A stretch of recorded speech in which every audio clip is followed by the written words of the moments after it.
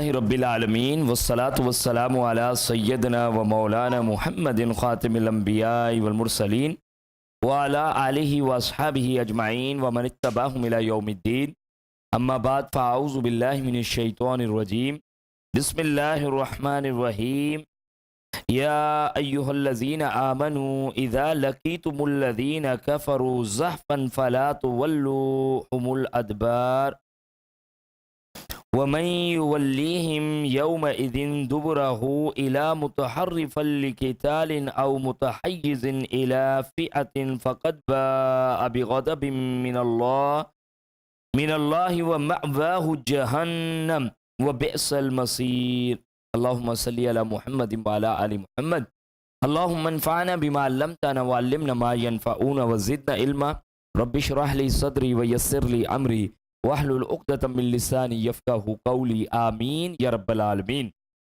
فَلِلَّهِ الْحَمْدُ وَالْمِنَّةُ سُبْحَانَهُ لَا نُحْصِي ثَنَاءً عَلَيْهِ وَبِاللَّهِ التَّوْفِیق۔ تمام تر تعریفات اللہ سبحانہ وتعالیٰ کی پاک ذات کے لیے، اس کی رحمت، کرم، فضل، احسان کے ساتھ بندے کے لیے خیر پر جمع ہونا ممکن ہے۔ کبھی انشراح ہے، نہیں ہے، صحت ہے، نہیں ہے، دل کی رغبت ہے، نہیں ہے، لیکن محض اللہ تعالیٰ کا فضل ہوگا کہ اگر وہ اپنی رحمتوں سے ہمیں ٹوٹے پھوٹے اس انداز کے ساتھ قبول فرما لے۔ اس کے لیے جو الفاظ آتے ہیں وہ الحمدللہ سورہ الاعراف میں بڑے معروف ہیں، آپ لوگ کئی دفعہ گزرے ہوئے ہیں، اللہ کرے کہ وہ بار بار ہمارے ذہنوں میں رہیں۔ الحمدللہ الذی ہدانا لہذا، اے اللہ تیرا شکر، تیرا کرم ہے، فضل ہے تیرا، الحمدللہ الذی ہدانا لہذا کہ تو نے ہمیں اس راستے کی ہدایت بخشی۔ الحمدللہ الذی ہدانا لہذا وما کنا لنہتدی لولا ان ہدانا اللہ، اور اگر اللہ سبحانہ وتعالیٰ تو ہماری رہنمائی، دستگیری، ہمارا ہاتھ نہ پکڑتا، ہم اس خیر کو اپنے بلبوتے پر نہیں پا سکتے۔ انشاءاللہ جب بندہ عاجزی کرے گا، جھکے گا اپنے رب کے آگے، اس کی وحدانیت، اس کی قدرت کو مانے گا، تو اللہ تعالیٰ کی طرف سے انعامات کے بارش ہوں گے۔ سب سے بڑھ کر زیادہ نعمت یہی دین والی اس کے لیے بڑھا دی جائے گی۔ ہم بہت ہی پیاری سورہ مبارکہ سورہ انفال، اور اس میں جو موضوع ہے وہ جنگ بدر، اس میں سے گزر رہے تھے، تھوڑا سا اس کا پیچھے بیک گراؤنڈ دوبارہ لے لیتے ہیں۔ یہ اللہ کے رسول کریم صلی اللہ علیہ وسلم کی وہ جد و جہد اور کوشش اور مشقت جو مکی دور سے سٹارٹ ہوئی ہے، ٹھیک ہے جی، مکی دور کے 13 سال جہاں آپ نے ایک جماعت بہت پیاری تیار کی ہے، اور پھر جب وہاں پہ دیکھا گیا کہ مکہ میں کوئی آپشن نہیں بنا دین کے اوپر چلنے کا، تو وہ جگہ چھوڑ دی گئی ہے۔ ہجرت کا ایمان والوں نے ہجرت کی ہے، خود اللہ کے رسول کریم صلی اللہ علیہ وسلم نے ہجرت فرمائی ہے، مدینہ آ گئے۔ لیکن مدینہ آنے کا بھی پرپس کیا ہے؟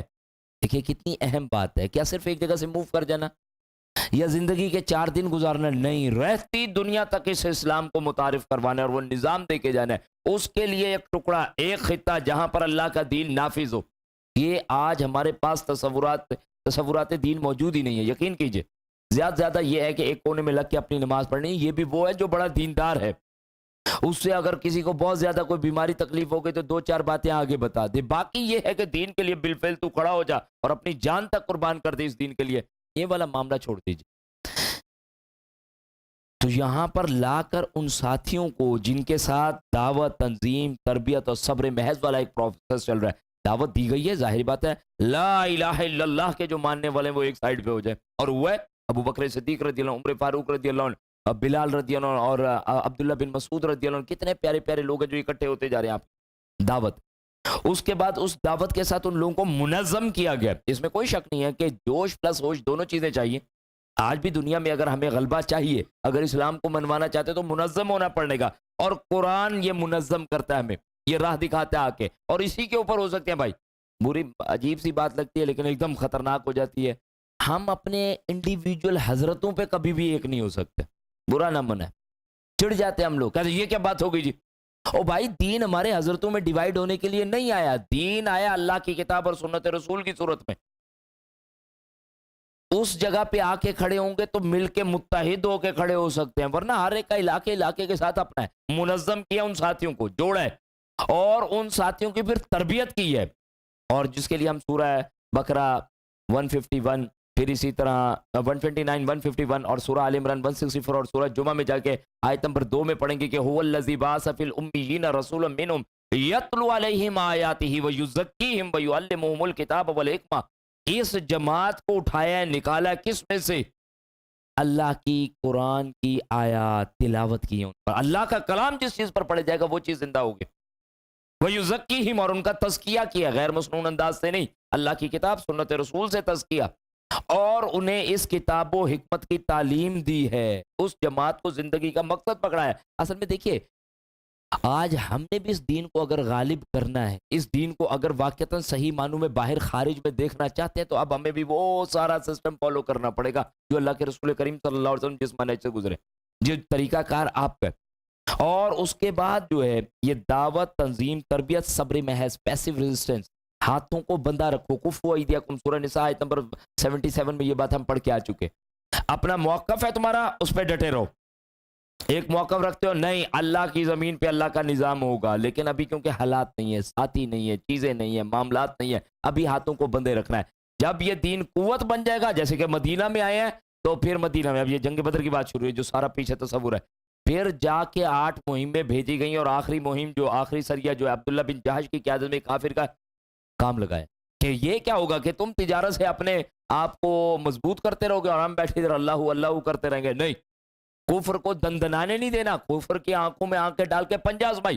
اب یہ تصورات ہم کیوں نہیں رکھ پاتے؟ اس لیے کہ ظاہری بات ہے جب بندہ یہ کہتا ہے جی میں نے لے کے آنے 95%, یہ چھوڑ دیجئے, ایک بندہ یہ کہتا ہے میں ٹاپ کروں گا اسکول میں. اب اس نے یہ کہہ تو دیا کہ میں ٹاپ کروں گا اسکول میں, لیکن اس ٹاپ کرنے کے لیے اسے دیوانہ ہونا پڑے گا, اپنی ساری ایکٹیویٹیز چھوڑنی پڑیں گی. سارا گھر اگر کوئی گھوم رہا ہے, پھر رہا ہے, کھا رہا ہے, پی رہا ہے, یہ بندہ ڈیڈیکیٹڈلی میں نے 95% مارکس لانے. جب اب یہ ڈکلیئر کرتے ہیں کہ اللہ کے دین کے لیے اس طرح کھپنا ہے, اس کے لیے پھر یہ ہمارے ارد گرد جو چونچلے ہیں نا بھائی, معذرت کے ساتھ یہ نہیں ہو سکتی. اس لیے بندہ اس کو ڈکلیئر کرتے ہوئے ڈرتا ہے. پھر وہی تصور دین کافی ہے کہ 33% بھی تو پاسنگ ہوتا ہے نا یار, تم بلا وجہ ایسے 98 پہ جا رہے ہو, 95 پہ جا رہے ہو, چھوڑو. تو عرض کرنے کا مقصد ہے وہاں پر مدینہ میں آ کر آپ نے وہ جدوجہد ختم نہیں کی, بلکہ اب تو اصل شروع ہوا, وہ جنگ بدر کی صورت میں تھے. اور یہاں پر آ کر وہ پیسیو ریزسٹنس جو ہے وہ ایکٹیو ریزسٹنس میں, اور اس کے بعد عام کانفلکٹ میں, یعنی کہ یہ مدبھیڑ ہوئی ہے دو. اور اچھا ٹھیک ہے, یہ تو آپ کا مرضی و منشا چل رہا ہے, اللہ سبحانہ و تعالیٰ کی اسکیم تو اس سے بھی بڑی آ رہی. کیا 2 قافلے آ رہے ہیں نا, ساتھیوں نے یہ فیصلہ کیا اللہ کے رسول کریم صلی اللہ علیہ وسلم ابو سفیان والے قافلے پہ پہلے چلتے ہیں, پھر ادھر سے مال اسباب اکٹھا کریں گے, تو پھر کیا کریں گے, پھر انشاءاللہ تعالیٰ اس طرح بھی چلیں گے. اللہ سبحانہ و تعالیٰ کیا چاہتا ہے, نہیں ڈائریکٹ 313 1000 کے اگینسٹ, یعنی کہ سمجھ رہے نا آپ, رب یہ چاہتا ہے کہ تیرا یہ مد بھیڑ ہو. ایک صحابی نے آ کے پوچھا اللہ کے رسول کریم صلی اللہ علیہ وسلم, اللہ سبحانہ و تعالیٰ کب مسکراتا ہے, خوش کب ہوتا ہے؟ کہا جب بندہ مومن اپنی ذرہ اور اپنی چیزیں وہ جو سے ڈھال کے طرف ساری چھوڑ کر اللہ کے حضور میدان جنگ میں اسی طرح کود جاتا ہے بے خوف و خطر. انہیں یہ چاہیے تھی الحمدللہ, وہ جو چیزیں پہنے ہوئی تھی ساری پھینکی اور ایسے ہی گئی اور ایسے ہی شہید ہوئے. میں صرف عرض یہ کرنا چاہتا ہوں کہ یہ مد بھیڑ جو اس وقت باطل کے ساتھ, کفر کے ساتھ, شیطان کے ساتھ ہے, یہ مارکا ہونا تو ہے. ہم چاہے آنکھیں بند کر لیں, ہم اسے حرام قرار دے دیں, ہم اس کے لیے اپنی دنیاوی توجیہات ڈھونڈتے پھرتے رہیں, یہ ایک الگ بات ہے.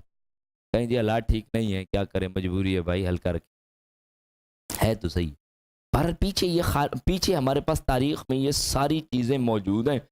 اب یہ وہ معاملہ تھا کہ جنگ بدر میں ہونے سے پہلے بھی 8 مہمات, اور اس کے بعد پھر جنگ بدر والا مارکا, اس کا میں آپ کے سامنے عرض کر رہا ہوں. 17 رمضان المبارک 2 ہجری مسلمانوں کی تعداد 313, کفار جو ہے 1000 مسلمانوں کے شہید ہوئے 13, کافروں کے 70 مارے گئے ترم خان, اور 70 جو ہیں قیدی کر لیے گئے. اللہ تعالیٰ نے ایک عظیم فتح نصیب فرمائی ہے, اور پورے اہل عرب میں اب ڈنکا بج رہا ہے کہ جناب یہ 313 کی جماعت لازمن حق پہ ہے, کیونکہ ہو ہی نہیں سکتا کیل کانٹے سے لیس کے ساتھ 313 ٹکرائے اور پھر وہ جیت جائے. اس کا مطلب ہے کہ اللہ کی مدد ہے. اور انشاءاللہ ہم آگے چل کے پڑھیں گے ابو جہل نے کیا کہا تھا, کعبے کا پردہ پکڑ کے کہا تھا اللہ سبحانہ وتعالیٰ ہم میں سے جو قاتے رہے ہیں اس کے پتھروں کی بارش فرما. کہا تم نے مانگا تھا فیصلہ, لو آ گیا فیصلہ. کیسا پیارا انداز ہے. اچھا اس کو بھی اپنی دعا کا کیسا یقین ہوگا, کعبے کا پردہ پکڑ کے کہہ رہا ہے. اس کا مطلب وہ سمجھتا تھا جی میں حق پہ ہوں. یہ تو ایسا دین لے کے آئے ہیں محمد صلی اللہ علیہ وسلم جس نے بھائی کو بھائی سے جدا کر دیا. دین کی تو سپرٹ یہ ہے کہ تو ایمان پہ آ کے جڑے گا, باقی کوئی رشتے نہیں رہتے, معذرت کے ساتھ کوئی رشتے نہیں رہتے. آئیے جی اب اس کا مطالعہ کرتے ہیں. یا ایھا الذین آمنوا اذا لقیتم الذین کفروا زحفا فلا تولوهم الادبار اے ایمان والو جب میدان جنگ میں تمہارا کافروں سے مقابلہ ہو تو کبھی پیٹھ نہ پھیرنا، وَمَن يُوَلِّهِمْ يَوْمَئِذٍ دُبُرَهُ، اور جو شخص اس دن پیٹھ پھیرے گا، الا متحرفا للقتال، الا یہ کہ وہ کوئی جنگی چال چل رہا ہو، او متحیزا الی فئۃ، یا مڑ کر اپنے دستے فوج کو ملنا چاہتا ہو، فقد باء بغضب من اللہ، تو اور کوئی کنڈیشن ہوئی تو ایسا شخص، ایسا آدمی اللہ کے عذاب میں آ گئے۔ دو کنڈیشن ہو سکتی ہیں، یا وہ انہیں کوئی دھوکہ دے رہا ہو اس کو، ٹھیک ہے، یا کوئی جنگی چال چل رہا ہو، یا وہ مڑ کر اپنے دستے سے ملنا چاہتا ہو۔ اس کے علاوہ اگر پیٹ پھیری اس نے میدان جنگ پہ تو پھر اللہ کے غضب میں آ گیا ایسا شخص، وَمَأْوَاهُ جَهَنَّمَ، اور اس کا ٹھکانہ جہنم ہے، وَبِئْسَ الْمَصِيرُ، اور وہ برا ٹھکانہ ہے۔ خالد بن ولید رضی اللہ عنہ جنگ موتا میں جو 3000 لوگوں نے کتنوں کے ساتھ مارکا کیا جی 1,00,000 لوگوں کو، وہ اپنے ساتھیوں کو بچا کے پہلے تو ڈٹ کے لڑائی کی گئی، اور اس کے بعد جو بچا 3,00,000 اور 3,000 اور 1,00,000 کی کوئی ریشو سمجھ آتی ہے، اور بعض جگہوں پہ 2,00,000 بھی بات آتی، ایسے لگتا ہے جیسے فلم کہانی کسی نے کہہ دی ہے۔ اور اس میں سے جو واپس لے کے آئے تو اس پہ مدینہ پہ ان پہ باتیں کی گئی اور پتھر مارے گئے، انہوں نے کہا یہ کیا کیا تم لوگوں، جانے کیوں نہیں دیکھ کے آئے؟ سبحان اللہ، وہاں پر جو ٹکراؤ ہے اس کو کوئی بندہ تصور کر سکتا ہے؟ لیکن ایمان جب مسلمانوں میں کبھی تھا تو اس طرح کی بھی شان تھی۔ اور آج جو ذلت اور رسوائی ہے ہمارے پاس، 58 ملک اور 57 ملک اور پوری دنیا کی اکانومی کا ایک انداز اور فلانا اور افرادی قوت، اس کے بعد جو ذلت اور رسوائی ہم پر ہے اس وقت مسلط، اس کو کوئی بیان کرنے کی ضرورت نہیں۔ فَلَمْ تَقْتُلُوهُمْ وَلَكِنَّ اللَّهَ قَتَلَهُمْ، کافروں کو تم نے قتل نہیں کیا بلکہ اللہ نے مارا تھا، وَمَا رَمَيْتَ إِذْ رَمَيْتَ وَلَكِنَّ اللَّهَ رَمَى، اور جب آپ نے مٹھی پھینکی تو وہ آپ نے نہیں پھینکی بلکہ اللہ نے پھینکی، وَلِيُبْلِيَ الْمُؤْمِنِينَ مِنْهُ بَلَاءً حَسَنًا، اور یہ اللہ نے، اور یہ اس لیے تھا کہ اللہ اپنی طرف سے مومنوں کی ایک اچھی آزمائش سے مومنوں کو گزار دے۔ ان اللہ سمیع علیم، اللہ یقین سننے والا اور جاننے والا ہے۔ بدر کے روز اللہ تعالیٰ کی مدد کی ایک صورت یہ بھی رہی تھی کہ آپ صلی اللہ علیہ وسلم نے مٹھی بھر ریت لی یا کنکریاں لی اور کفار کی طرف جانب پھینکی، اور اللہ تعالیٰ کی رحمت سے ایسا معاملہ ہوا کہ اس کی وجہ سے جو ریت تھی اس تمام کافروں کی آنکھوں میں گئی۔ اب اسی بات کو یہاں پر منسوب اپنی طرف کیا جا رہا ہے۔ اس کا معاملہ یہ رہا کہ جب اس طرح کا معاملہ کیا گیا تو گھمسان کی جنگ میں مسلمانوں کو حملہ کرنے کا موقع اچھے انداز سے مل گیا کہ ظاہر آنکھوں میں مٹی گئی ہوئی ہے، اور اس کے اعتبار سے وہ ابھی اسی پریشانی میں کہ ان کے اوپر حملہ کیا جا رہا ہے۔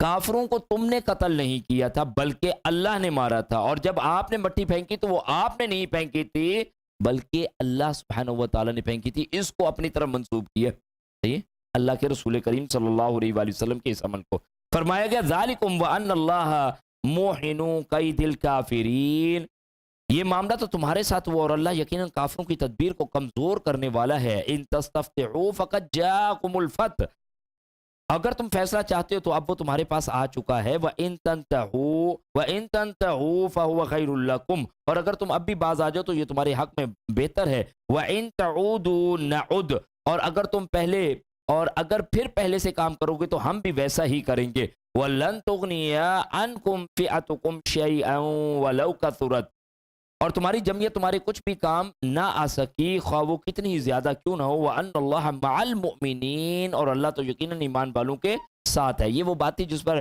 جو ہے ابو جہل نے بدر کے لیے مکہ سے نکلتے وقت دعا کی، اور خاص طور پر کعبے کا پردہ پکڑ کر کہا کہ اے اللہ ہم میں سے جو قاطع رحم ہو اور نافرمان ہو تو اسے تو ہلاک کر دے، اور یہ اس کے لیے کہا جا رہا تم نے دعا کی تھی تو وہ تمہارے پاس اس کا نتیجہ آ گیا۔ یا ایھا الذین آمنوا اطیعوا اللہ ورسولہ، اے ایمان والو اللہ اور اس کے رسول کی اطاعت کرو۔ ولا تولوا عنہ وانتم تسمعون، اور حکم سن لینے کے بعد اس سے سرتابی نہ کرو۔ بہت ہی اہم رکوع ہے، اللہ اور اس کے رسول کی اطاعت کا حکم دیا جا رہا ہے۔ قرآن مجید کتنی جگہوں پہ بھرا پڑا ہے اللہ اور اس کے رسول کی اطاعت۔ من اطاعنی فقد اطاع اللہ، جس نے میری اطاعت کی اس نے اللہ کی اطاعت کی۔ ومن عصانی فقد عصى اللہ، اور جس نے میری نافرمانی کی اس نے اللہ کی نافرمانی کی۔ بخاری مسلم کی روایت ہے۔ اچھا، یہ خاص جنگی حالات میں بھی ہے اور عام زندگی میں بھی یہی ہے، اللہ کے رسول کریم صلی اللہ علیہ وسلم کی فرما برداری کی جائے۔ وَلَا تَكُونُوا كَالَّذِينَ قَالُوا سَمِعْنَا وَهُمْ لَا يَسْمَعُونَ، اور ان لوگوں کی طرح نہ ہو جانا جو کہتے ہیں کہ ہم نے سن لیا مگر وہ سنتے نہیں۔ إِنَّ شَرَّ الدَّوَابِ عِندَ اللَّهِ اسْمُ الْبُكْمُ الَّذِينَ لَا يَعْقِلُونَ، اللہ سبحانہ وتعالیٰ کے ہاں بدترین قسم کے جانور بہرے گونگے لوگ ہیں جو عقل سے کچھ کام نہیں لیتے، یعنی اللہ کے احکامات کو سنتے ہیں اور پھر ان پر ان کے دماغ پروسیسنگ نہیں کرتے، سمجھتے نہیں، اس پہ چلتے نہیں۔ وَلَوْ عَلِمَ اللَّهُ فِيهِمْ خَيْرًا لَأَسْمَعَهُمْ، اگر اللہ ایسے لوگوں میں کچھ بھلائی دیکھتا تو انہیں ضرور سننے کی توفیق بخش دیتا۔ وَلَوْ أَسْمَعَهُمْ لَتَوَلَّوْا وَهُمْ مُعْرِضُونَ، اور اگر وہ انہیں یہ توفیق دے بھی دیتا تو بے رخی کے ساتھ پھر پیٹ پھیرتے آتے۔ یا ایھا الذین آمنوا استجیبوا، یا ایھا الذین آمنوا استجیبوا للہ وللرسول، اے ایمان والو اللہ اور اس کے رسول کا حکم مانو، اذا دعاکم لما یحییکم، جبکہ رسول تمہیں ایسی چیز کی طرف بلا رہے ہوں جو تمہارے لیے حیات بخش ہو، وَاعْلَمُوا أَنَّ اللَّهَ يَحُولُ بَيْنَ الْمَرْءِ وَقَلْبِهِ، اور یہ جان لو کہ اللہ تعالیٰ آدمی اور اس کے دل کے درمیان حائل ہو جاتا ہے، وَأَنَّهُ إِلَيْهِ تُحْشَرُونَ، اور اسی کے حضور تم جمع کیے جاؤ گے۔ اور یہ جان لو کہ اللہ تعالیٰ آدمی اور اس کے دل کے درمیان حائل ہو جاتا ہے، یعنی وہ تمہارے خیالات کو جانتا ہے اور ان کو بھی جانتا ہے جو بھی ابھرنے والے ہیں۔ لہٰذا اول کہ شیطانی وسوسوں سے بچانا چاہیے، اور اس کا طریقہ یہ ہے کہ بلا تاخیر اللہ اور اس کے رسول کی اطاعت کرے۔ اچھا، لیکن یہ اس کے باوجود مشکل مقام ہے۔ امام ابن جریر رحم اللہ اس کے حوالے سے فرماتے ہیں، پہلی بات تو یہ ہمارے پاس آیا کہ دلوں کے بھیدوں کو جانتا ہے اور اس سے کوئی چیز مخفی نہیں، ایک بات۔ دوسری بات، امام ابن جریر رحم اللہ فرماتے ہیں کہ اپنے بندوں کے دلوں پر اسے پورا اختیار رکھتا ہے۔ اللہ سبحانہ وتعالیٰ اپنے بندوں کے دلوں کے درمیان پورا اختیار رکھتا ہے۔ تیسری اس کی جو توجیہ آ رہی ہے وہ کیا ہے؟ مسلمان کثرت سے خوف زدہ تھے، اللہ تعالیٰ نے دلوں کے درمیان حائل ہو کر دلوں میں موجودہ خوف کو امن میں بدل دیا، اور اس لمحے انہیں لبیک ہے۔ یہ بہت پیارا ہے، اس معاملے کی اس جگہ پہ وضاحت آتی ہے، یعنی اللہ اس وقت بندے اور اس کے دل کے درمیان حائل ہو گیا، یعنی دل میں ایک ڈر تھا، خوف تھا، ایک پریشانی والا ایک عنصر ہو سکتا ہے کہ 1000 کی تعداد کیل کانٹے سے لیس اور ان کا معاملہ ایسا، اور ہم ابھی فی الحال نہاتے، کیسے بات چلے گا؟ پیچھے جیسے کہا گیا انہیں ایسے لگتا تھا جیسے موت کی طرف چلائے جا رہے ہیں، لیکن اللہ سبحانہ و تعالیٰ بندے اور اس کے دل کے درمیان حائل ہو گیا۔ اور ایسا ہی ہوتا ہے جب کسی کام میں رب کی طرف سے کوئی انشراح یا تقویت مل جائے تو پھر بندے کے لیے وہی ٹاسک آسان بن جاتی ہے۔ تو اس جگہ کو امام ابن جریر رحمہ اللہ، بڑا مشکل مقام ہے، اس کو بہت عمدگی کے ساتھ یہاں پر بیان کر دیا۔ اللہ تعالیٰ ان پر کروڑوں رحمتیں نازل فرمائے۔ فرمایا جا رہا ہے کہ مسلمان دشمنوں کی کثرت سے خوف زدہ تھے، اللہ تعالیٰ نے دلوں کے درمیان حائل ہو کر دلوں میں موجود خوف کو امن میں بدل دیا اور انہیں یہ لبیک کہنے کی توفیق ملی۔ وَاعْلَمُوا أَنَّ اللَّهَ يَحُولُ بَيْنَ الْمَرْءِ وَقَلْبِهِ وَأَنَّهُ إِلَيْهِ تُحْشَرُونَ وَاتَّقُوا فِتْنَةً لَا تُصِيبَنَّ الَّذِينَ ظَلَمُوا مِنْكُمْ خَاصَّةً، اور اس فتنے سے بچ جاؤ جو صرف انہی لوگوں کے لیے مخصوص نہ ہوگا جنہوں نے تم میں سے ظلم کیا۔ وَاعْلَمُوا أَنَّ اللَّهَ شَدِيدُ الْعِقَابِ، اور جان لو کہ اللہ تعالیٰ سخت سزا دینے والا ہے۔ یعنی اس فتنے سے بچنے کا یہ طریقہ ہے کہ امر بالمعروف اور نہی عن المنکر کیا جائے، دین کے پورا تصور کو رکھا جائے، ورنہ دیکھیں آج جزوی اطاعت لے کر بیٹھے ہوئے ہیں تو اس میں کیا ہو جائے گا؟ ہم دین کے ان احکامات کو پورا نہیں کر سکیں گے۔ خود اللہ کرے بندگی اللہ کی حاصل کریں، اپنے اوپر طاری کریں، اس میں دو چیزیں تو بڑی اہم اور لازمی فوری طور پہ آ جاتی ہیں، رزق حلال اور شرعی پردے۔ ظاہری بات ہے جس جماعت نے جا کے آگے مدویڑ کرنی ہے اس کے اندر اگر یہ تقوی والی چیزیں نہیں پائی جائیں گے تو آگے جا کے کیسے بات بنے گی؟ دوسرے لیول پہ اللہ کے اس دین کو لوگوں تک پہنچانا، دعوت و تبلیغ، امر بالمعروف نہی عن المنکر، شہادت علی الناس، لوگوں پر گواہ بننا اپنے قول اور عمل کے ساتھ۔ اور تیسری بات جو ہے وہ یہ ہے کہ بالفعل اللہ کے دین کے لیے ان اقیم الدین ولا تتفرقوا فیہ، اس کے لیے صحیح معنوں میں کھڑا بھی ہوا جائے۔ تو دعوت دین یا اس کے ساتھ ساتھ پورا یہ اقامت دین کے تصور کے ساتھ بندہ اللہ کرے کہ جڑے صحیح معنوں۔ فرمایا کہ وَاذْكُرُوا إِذْ أَنْتُمْ قَلِيلٌ، اور وہ وقت یاد کرو جب تم تھوڑے سے تھے، مستضعفون فی الارض، اور زمین میں کمزور سمجھے جاتے تھے، تخافون ان یتخطفکم الناس، اور تمہیں اندیشہ تھا، خطرہ تھا کہ کہیں لوگ تمہیں اچک نہ لیں، فآواکم وأیدکم بنصرہ، پھر اللہ نے تمہیں پناہ دی اور اپنی رحمت سے مضبوط کر دیا، وَرَزَقَكُم مِّنَ الطَّيِّبَاتِ لَعَلَّكُمْ تَشْكُرُونَ، اور کھانے کو پاکیزہ چیزیں دی تاکہ تم شکر گزار بنو۔ اصلاً یہ بات کس کے لیے آ رہی ہے؟ مہاجرین مکہ کے لیے، کہ اللہ تعالیٰ کی رحمت سے ان کے لیے کیسا ٹھکانہ ہوا۔ اور وہ وقت یاد کرو جب تم تھوڑے سے تھے، زمین میں کمزور سمجھے جاتے تھے، اور تمہیں یہ خطرہ رہتا تھا کہ لوگ تمہیں کہیں اٹھا کر نہ لے جائیں، پھر اللہ نے تمہیں پناہ مہیا کی اور اپنی مدد سے مضبوط کر دیا۔ یعنی مکی دور اور خاص طور پہ جو آخری 5-7 سال ہیں اس میں جو فزیکل اور وربل پرسیکیوشن ہوا اور مسلمانوں کو وہاں سے نکالا گیا ہے، اب مدینہ میں آئے، اللہ تعالیٰ نے اپنی رحمت سے ٹھکانہ بھی بخشا ہے، اور اگر یہ جنگ بدر وغیرہ چیزیں ہیں تو ان کے ذریعے سے اب عزت بھی ملنا شروع ہو گئی ہے۔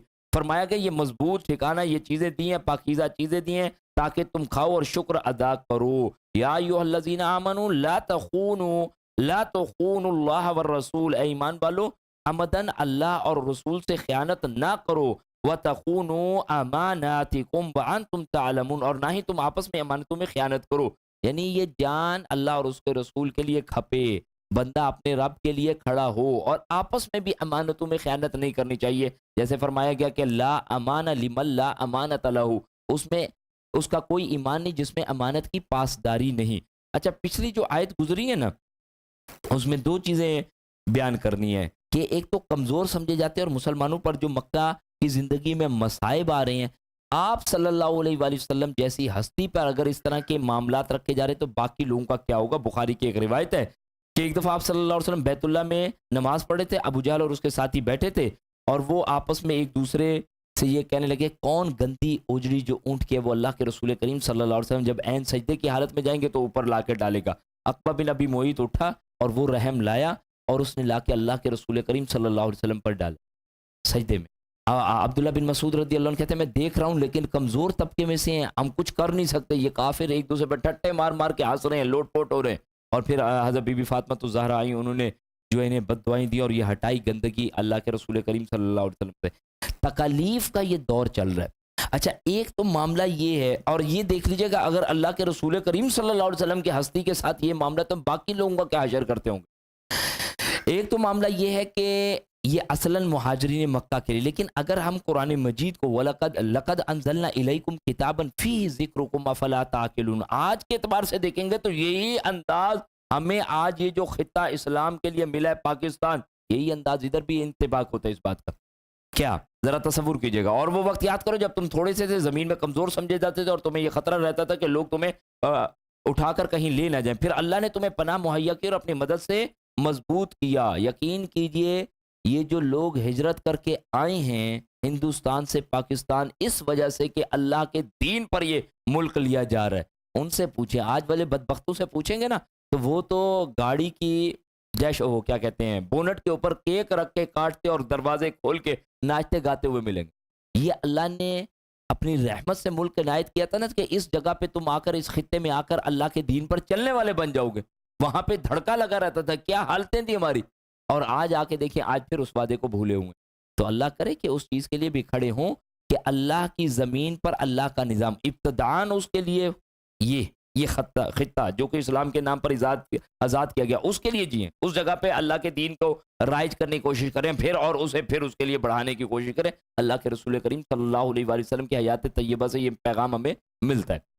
فرمایا کہ یا ایھا الذین آمنوا لا تخونوا اللہ والرسول وتخونوا اماناتکم وانتم تعلمون، ایمان والو عمدن اللہ اور رسول سے خیانت نہ کرو، نہ ہی تم آپس میں امانتوں میں خیانت کرو. وَاعْلَمُوا أَنَّمَا أَمْوَالُكُمْ وَأَوْلَادُكُمْ فتنہ، اور جان لو کہ تمہاری مال اور تمہاری اولاد تمہارے لیے آزمائش ہے. وَأَنَّ اللَّهَ عِندَهُ أَجْرٌ عَظِيمٌ، اور اللہ کے ہاں اجر دینے کو بہت کچھ ہے.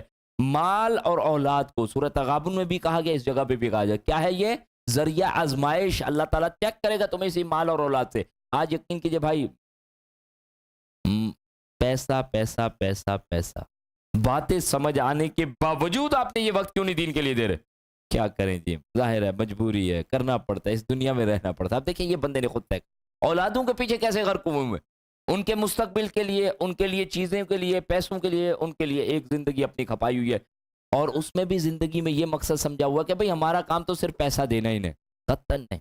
یہ مال اور یہ اولاد یہ رب کے نزدیک تجھے چیک کرنے کا پیمانہ ہے. اللہ چیک کرے گا کہ اس مال سے تو نے اپنے رب کو رضا حاصل کیا، اس اولاد کو تو نے اپنے رب کے لیے دین کا سچا سپاہی بنا کے کھڑا کیا. وہ تصور حیات کوئی نہیں کہا، اللہ کے پاس اصل اجر ہے، اس کے لیے لگانا چاہیے. یا ایھا الذین آمنوا ان تتقوا اللہ یجعل لکم فرقانا، اے ایمان والو اگر تم اللہ سے ڈرتے رہو گے تو اللہ تمہیں قوت تمیز نصیب فرما دے گا، تمہیں یہ حق و باطل میں فرق کرنا سکھا دے گا.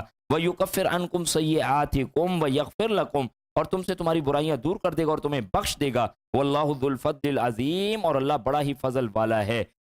وَإِذْ يَمْكُرُ بِكَ الَّذِينَ كَفَرُوا لِيُثْبِتُوكَ، اور اے نبی صلی اللہ علیہ وسلم وہ وقت یاد کرو جب کافر آپ کے متعلق خفیہ تدبیریں سوچ رہے تھے کہ وہ آپ کو قید کر دیں، او یقتلوک یا آپ کو مار ڈالیں قتل کر دیں، او یخرجوک یا آپ کو جلا وطن کر دیں، وَيَمْكُرُونَ وَيَمْكُرُ اللَّهُ اور وہ تدبیریں کر رہے تھے اور اللہ بھی تدبیر کر رہا تھا، واللہ خیر الماکرین اور اللہ ہی سب سے اچھی تدبیر کرنے والا تھا۔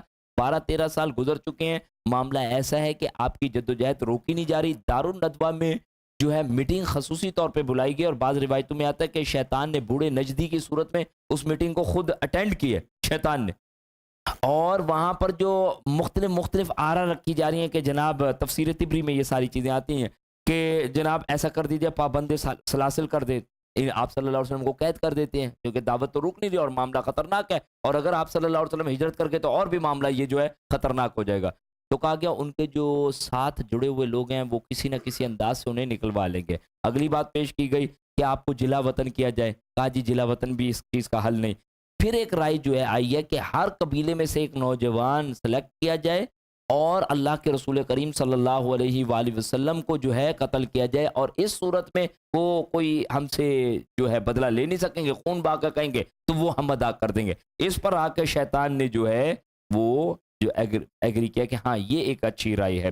بنی عبد مناف تمام قبائل سے تو قصاص لے نہیں سکتے، آخر دیت پہ فیصلہ ہوگا اور ہم ادا کر دیں گے۔ شیطان نے تجویز پسند کی، اللہ تعالیٰ نے وحی کے ذریعے آپ صلی اللہ علیہ وسلم کو اس سازش سے آگاہ کیا اور ہجرت کرنے کی اجازت دے دی۔ اب اندازہ کیجئے ہمارے پیارے رسول صلی اللہ علیہ وسلم کی حیات طیبہ اور دین کے معاملات صرف اور صرف یہی ہے کہ اس دین کے لیے اپنی زندگی لیے پھرتے ہیں، اور جہاں پر یہ مشن بھی کمپلیٹ ہوا ہے کہا جائے واپسی۔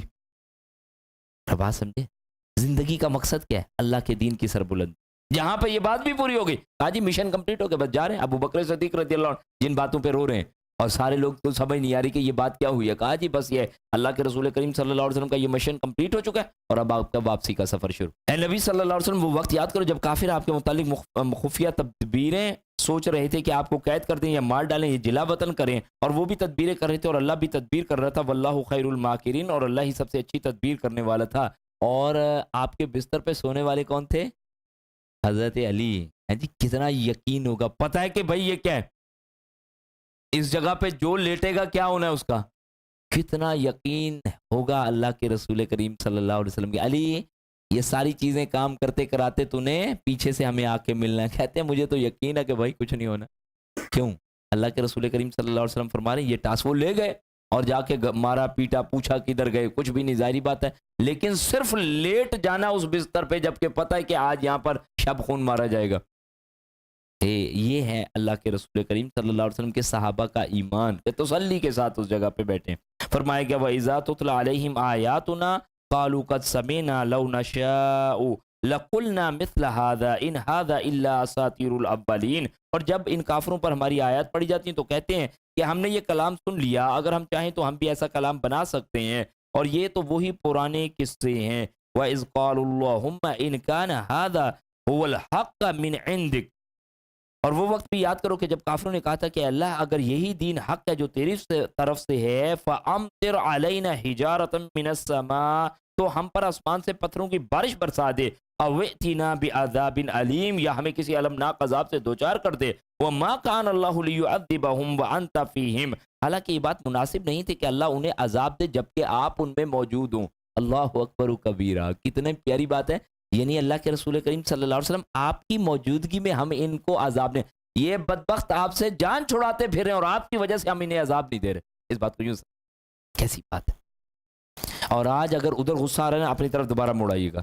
آج اللہ کے رسول کریم صلی اللہ علیہ وآلہ وسلم کی وجہ سے ہمیں دعاؤں کی وجہ سے بچے ہوئے ہیں، صورتیں نہیں پھیری جا رہی، غرق نہیں کیے جا رہے، قحط نہیں نازل کیے جا رہے، اور آج ہماری بدبختی دیکھ کے ہم رسول اکرم صلی اللہ علیہ وسلم سے بھاگتے پھر رہے ہیں۔